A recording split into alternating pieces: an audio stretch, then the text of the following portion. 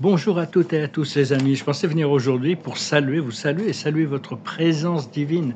C'est important de continuer à envoyer la lumière toujours à la présence divine à l'intérieur des gens que l'on peut connaître, rencontrer, croiser même. Parce que bon, même si eux ne sont pas conscients de cette présence, ça les aide quand même hein, d'un point de vue invisible. Donc n'oubliez pas ce mantra. Je vous salue Seigneur Créateur, sans limite et tout-puissant. Je vous salue, Seigneur Créateur, sans limite et tout-puissant. Je vous salue, Seigneur Créateur, sans limite et tout-puissant. Ça réveille notre divinité, ça nous rappelle notre origine divine. C'est important de continuer de cultiver, trouver des mantras, des décrets, des affirmations que l'on peut ressentir profondément et qui purifie nos pensées aussi, parce que quand on fait ces mantras, on n'est pas dans l'esprit critique, on est dans le désir de reconnexion, de communion, penser qu'on communie avec la source de plus en plus. Et je voulais parler de plusieurs choses. C'est qu'il y a, par exemple, je discutais de quelques idées ici. Hein, bon, je continue à présenter des idées qui sont personnelles. Hein, on a tous une vision personnelle des choses. Mais bon, on est dans un grand procédé de transformation. Actuellement, là, ce que j'ai ressenti dans un sommeil paradoxal ce matin, c'est que toutes les énergies étaient en place. Tout était aligné, c'est assez extraordinaire de le ressentir, même si c'est pas encore, quand les manifestations vont arriver, ça va être assez surprenant. Hein, mais bon, on a été préparé pour ça et on est prêt. Il y a énormément de formes de magie différentes. Mais la magie blanche, c'est vraiment la plus puissante de tous. Il n'y a rien ça efface toutes les magies, toutes les autres formes de magie. C'est extrêmement puissant. Et ça nous protège aussi hein, de savoir que on laisse le divin opérer en nous. Et ça annule toutes les autres formes de limitation ou des blocages énergétiques qui... ça transforme les choses en accord avec la volonté de Dieu. Donc, parce que la plupart des formes de magie, c'est parce qu'il y a une intention de créer quelque chose, un contrôle sur l'aboutissant, un contrôle sur la manifestation. Dans cette forme de magie, il n'y a pas de contrôle sur l'aboutissant. Il y a juste une élévation et un procédé de transformation qui est en accord avec le divin. Donc, parce que bon, l'idée d'avoir assez confiance, d'avoir la foi, de pouvoir lâcher prise sur les aboutissants, c'est quand même très puissant. Et donc, de savoir que bon, c'est l'intelligence suprême qui dirige le flot de la vie. Et malgré tout, on commande et on active par nos intentions, des fois avec l'intention d'élever des énergies, hein, par rapport à nos désirs profonds, parce qu'il faut rester vrai par rapport à soi-même. Donc cette magie, elle s'opère par rapport à nos intentions, ou trouver des solutions à des problèmes qu'on n'a pas la solution, mais on sait que Dieu a déjà la solution. Donc on utilise ce pouvoir. Parce que bon, ce que ça fait aussi, c'est que ça annule toutes sortes de magies sombres qui a pu se passer sur la Terre, ça les rend impuissants. Et ça réveille la présence du divin, ça réveille cette présence divine à l'intérieur de nous, et ça affirme une autorité divine que l'on possède déjà à l'intérieur de nous. Personnellement, j'ai été initié à toutes sortes d'ordres de magie, hein, haute cérémonie, garde énérienne. Bon, on ne parle pas de toutes ces choses, c'est pas de la magie sombre, mais ça reste un peu limité par rapport au pouvoir de Dieu, hein, de toute manière. Et on n'a pas de mauvaise volonté ou de désir de punir ou de s'opposer même à tous ceux qui sont dans des phases sombres. Hein, on n'a même pas besoin de les calculer, hein, de toute manière. On doit vivre notre vie sur une réalité parallèle de grâce. Ils n'ont pas besoin de rentrer dans l'équation. De toute manière, la lumière se charge de tous. Hein. Tout le monde va devoir revenir à la lumière ou sera consumé par la lumière. Et ça, ils commencent à s'en apercevoir tous les contrôleurs de l'ombre. Donc on continue à apprendre, à intégrer hein, cette connaissance magique. On peut demander avant de s'endormir d'assister pendant notre sommeil à l'école de mystère de Merlin. C'est une école, c'est un maître ascensionné qui souvent parle pour les autres maîtres ascensionnés. Il est assez marrant, hein, il vient, il a sa pipe et tout ça, il a son chapeau pointu bleu avec des étoiles, sa grande robe, les étoiles dorées.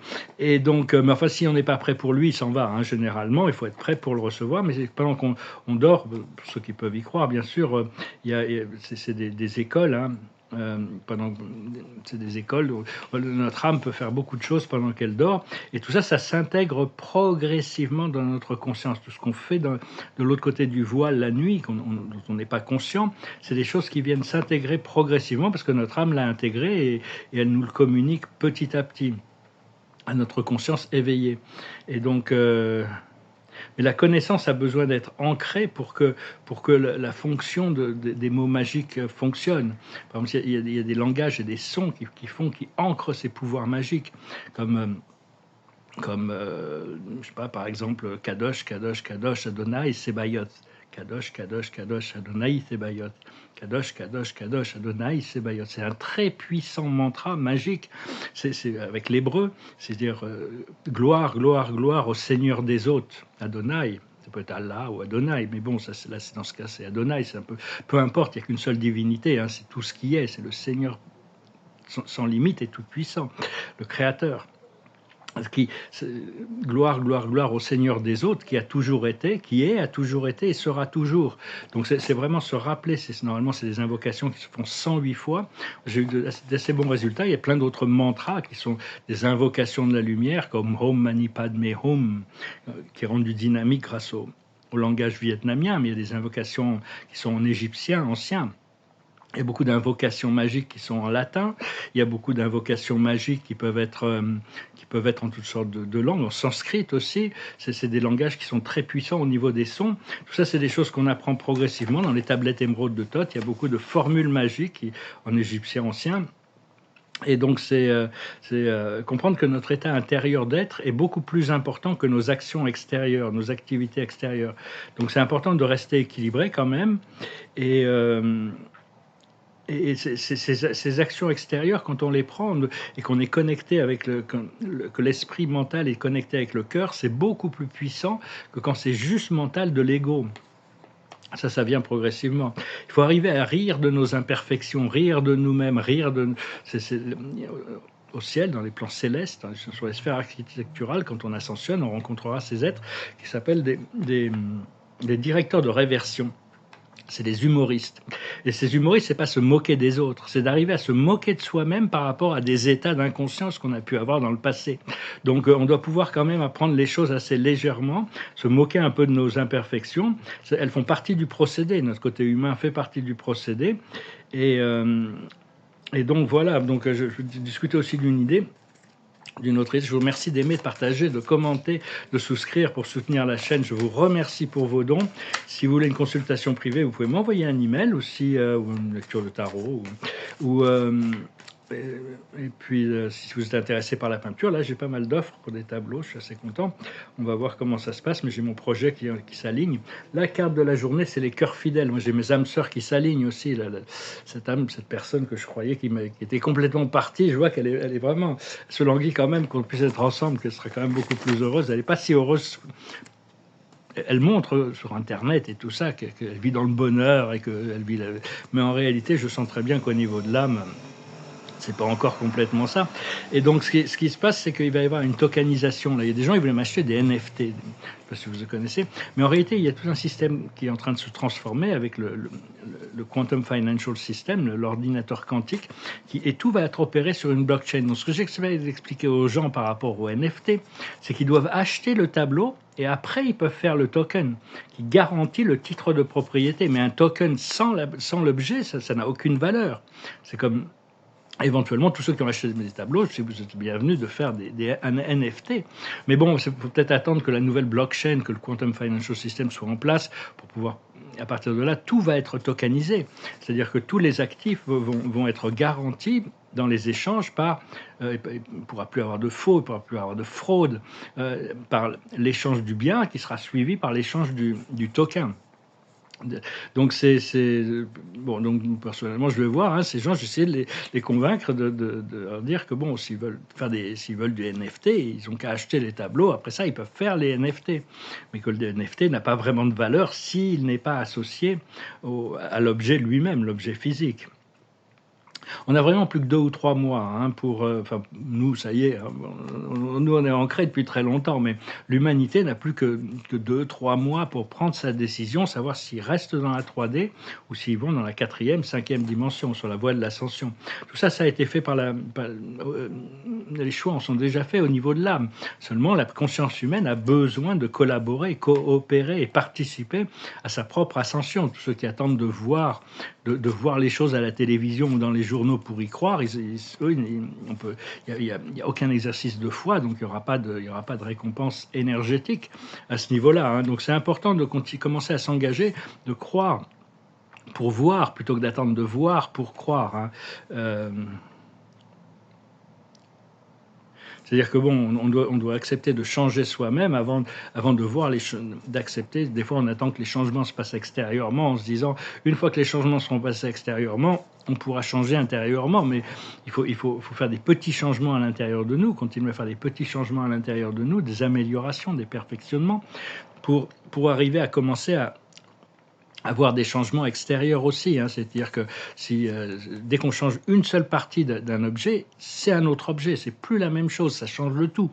Donc c'est important de continuer à suivre votre intuition et d'apprendre à vivre dans le présent le plus possible, et petit à petit passer du présent à la présence, être assis dans notre présence je suis, parce que notre présence je suis, c'est une dimension éternelle, infinie, mais qui est relative à notre conscience, mais c'est qui est toujours là et qui s'adapte à notre niveau, et qui est vraiment notre refuge, hein. C'est vraiment quelque chose, c'est pas quelque chose, c'est plus que quelque chose, c'est la vérité de Dieu qui est tout le temps là avec tout le monde, et comme c'est juste que le Créateur n'impose pas sa volonté. S'il imposait sa volonté, il n'y aurait pas d'évolution, tout le monde serait dans la lumière, tout le monde serait au paradis.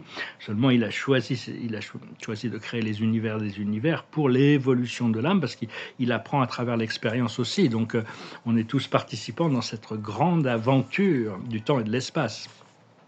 Cela dit, dans notre présence je suis et dans notre état originel, on vient d'un endroit antérieur au temps et à l'espace. On vient d'un endroit en dehors du temps et de l'espace. Donc il faut se souvenir, je vous salue Seigneur Créateur, sans limite et tout-puissant. Invoquez votre Créateur, pensez à invoquer la source de plus en plus. Et je retiens une carte avec la cache. J'ai chanté une chanson qui me passait par la tête, mais toute la nuit, elle m'a passé par la tête. Alors, je vais la chanter.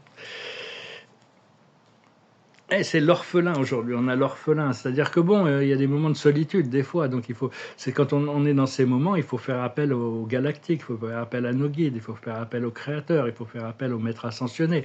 Faut pas avoir, c'est pas la peine c'est une illusion qu'on a créée, cette solitude, cette séparation de la source. Cela dit, on est en train de se déconditionner de beaucoup d'énergies qui nous ont séparés. On a créé toutes sortes de murs. Et dans notre conscience, c'est pas de notre faute. On s'est intégré dans un système. Le système était comme ça. On nous a appris tout ça, cette séparation. En réalité, on est en train de revenir à l'unité. Et donc, il va y avoir beaucoup de joie dans ce retour, hein. Donc, au-delà de l'orphelin, on trouve la chevalerie, être noble, être juste, avoir son armure, se défendre des valeurs supérieures, nos valeurs. Il faut rester flexible, mais il faut quand même défendre des valeurs, et pour la justice, et s'entraider les uns les autres le plus possible. La chevalerie, c'est quelque chose, on a participé à toutes sortes dans des vies passées, à toutes sortes d'ordres de noblesse, disons. Et là, maintenant, il y a un retour à toutes sortes de mémoires aussi qui vont arriver, qui arrivent de plus en plus. On les intègre, on les reçoit au moment où on doit les recevoir. Donc voilà, les amis, je fais quelques petites peintures, là, je partagerai. Là, il est très simple, mais je n'ose pas y toucher, hein. Je veux dire, j'ose pas y toucher.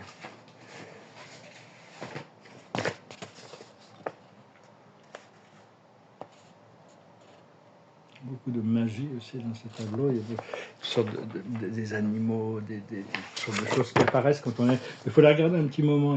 Au plus on les regarde, au plus il y a des choses qui apparaissent, qui se manifestent. On voit des histoires, on voit des correspondances. L'œil circule bien. Les diagonales sont plus facile l'œil circule bien sur les diagonales visuellement. Voilà, ben, je vais chanter cette chanson, puis je vais retirer quelques cartes. C'est une chanson qui parle un peu de la nature éternelle et du monde limité, de la vie terrestre. C'est une chanson de David Bowie, ça s'appelle The Man Who Sold the World.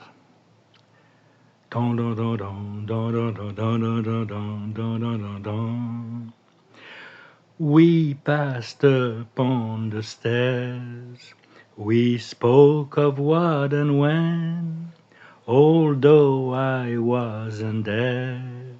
He said I was his friend, which came as a surprise. I spoke into his eyes, I thought you died alone, a long, long time ago. Who knows? Not me. We never lost control. Your face to face with the man who sold the world. Dum, dum, dum, dum, dum, dum, dum, dum, dum, dum, dum, dum. I laughed and shook his hand and made my way back home. I searched for foam and land. For years and years I roamed. I gazed a gazeless stare. We walked a million hills. I must have died alone a long, long time ago. Who knows? Not me. I never lost control. Your face to face with the man who sold the world. Dum, dum, dum, dum, dum, dum, dum, dum, dum, dum, dum, dum. On est en train vraiment de rajeunir aussi au niveau cellulaire. Ça n'a pas forcément encore impacté complètement notre physicalité, mais il y a tout un procédé interne qui est en train de se passer. Il faut comprendre que la vie est magique de toute manière. Quand on pense aux milliers de systèmes qui fonctionnent à l'intérieur de notre corps, notre cœur qui bat, l'habilité à respirer sans y penser, tous ces systèmes chimiques, tous ces procédés chimiques qui se passent à l'intérieur de notre corps, c'est une magie divine, hein, à l'intérieur des cellules même. Il y a énormément faut arriver à voir comme je crois que c'est Einstein qui disait, dans la vie où tout est miraculeux, où rien n'est miraculeux. Donc c'est vraiment une question de pouvoir apprécier le mystère et pouvoir embrasser le mystère et continuer à rechercher la joie et l'appréciation et la gratitude dans l'expérience de la vie. La carte de la journée, c'est le cheminement. On est en train de cheminer. La plus haute sagesse, c'est l'amour. C'est l'amour. On ressent l'amour, c'est des échanges, c'est un échange d'énergie. C'est pas vraiment définissable. Il y a des milliards de formes d'amour, mais on s'élève dans des octaves d'amour toujours supérieures, des ressentis. Les gens qui ont peur de ressentir la souffrance émotionnelle ne vont pas avoir beaucoup d'expérience de joie aussi. Hein. Au plus on arrive à accepter le côté lourd du côté émotionnel, au plus notre joie sera libérée aussi. Hein. Donc, il ne faut pas censurer nos émotions, il faut arriver à les traverser. Ce qu'il faut comprendre, c'est la générosité. Il faut être généreux. Tout ce qu'on a, c'est Dieu qui nous le donne. Au plus on partage, au plus on va pouvoir en recevoir. Hein. Donc, on rentre vraiment dans un système d'abondance, de prospérité et de partage. Ce qu'il faut faire, c'est le savoir, continuer à cultiver nos fondations de connaissance, de notre intégration à notre être immortel, à notre source, à notre créateur, et avec tous ces enseignements qui nous sont procurés par le monde spirituel. Et l'aboutissant, c'est l'amitié. Plein de nouveaux amis qui vont arriver, des nouveaux cercles sociaux, la tribu, beaucoup de choses très puissantes. L'amitié, c'est une forme d'amour très puissante.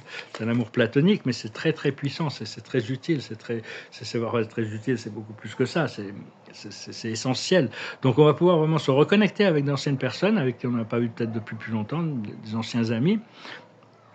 Et puis, il y a beaucoup de nouveaux amis qui vont arriver. Hein, on va pouvoir partager, co-créer ensemble. Voilà, les amis, je vous remercie pour tout. Hein. Ici, on a une petite communauté, pas trop une grosse communauté, mais c'est pas le nombre qui fait. Hein, c'est l'intention, c'est le pouvoir du divin en nous. Donc, je resalue votre divinité. Namasté, namaskar. Et je vous souhaite une très bonne journée. À bientôt.